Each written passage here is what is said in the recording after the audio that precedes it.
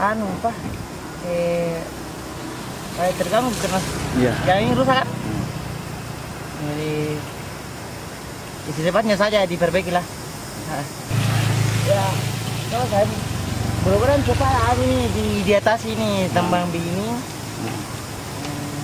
bisa mengganggu ya Pak ya? Oh ya.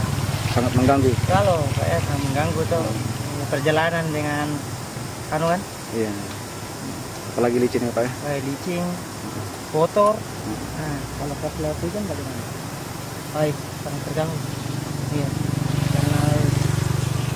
Karena kita takut yang itu longsor. Longsor tadi kalau longsor, hujan. Iya.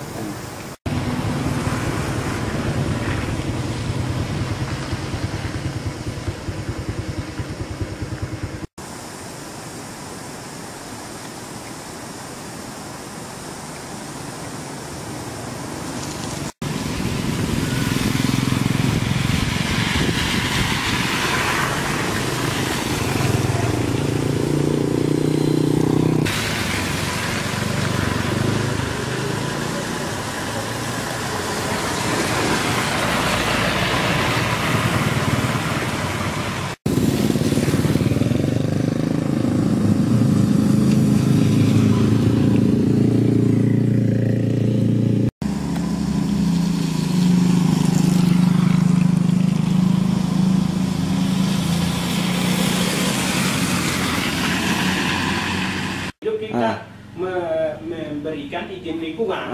Kalau layak untuk diberi izin lingkungan, ya kita melakukan pengkajian. Kalau dia tidak layak, ya tidak pasti kita dianjurkan untuk memenuhi persyaratan-persyaratan yang dipersyaratkan di dalam rangka mendapatkan rekomendasi lingkungan. Jadi di sana layak Pak untuk mendapatkan izin. Ini kan menurut di sana ada izin yang diberikan dari provinsi. Begini. Kalau sesuai dengan permohonan mereka, kita ajukan untuk balai KP dan kita berikan izin. Dari segi AMDALnya mungkin Pak bagaimana? Ini kan di dekat jalan. Yang layak untuk mendapatkan AMDAL kan mereka mengurus AMDAL. Sebelum mendapatkan ini mereka harus mengurus AMDAL, dan persyaratan untuk lingkungan itu mungkin bisa dijelaskan oleh anggota-anggota staf saya tentang kelayakan untuk mendapatkan AMDAL atau kelayakan untuk SPPL, karena persyaratan itu semuanya ada aturannya di lingkungan. Memang di sana dianggap sudah bersyarat ya? Apa itu? Di sana untuk mendapat AMDAL dan izin, gitu yang dimaksud Bapak. Ya kan yang punya kita lihat penambang yang dapat itu izin itu Pak bersyarat. Yang punya izin lingkungan, punya rekomendasi sesuai dengan ketentuan yang kita miliki.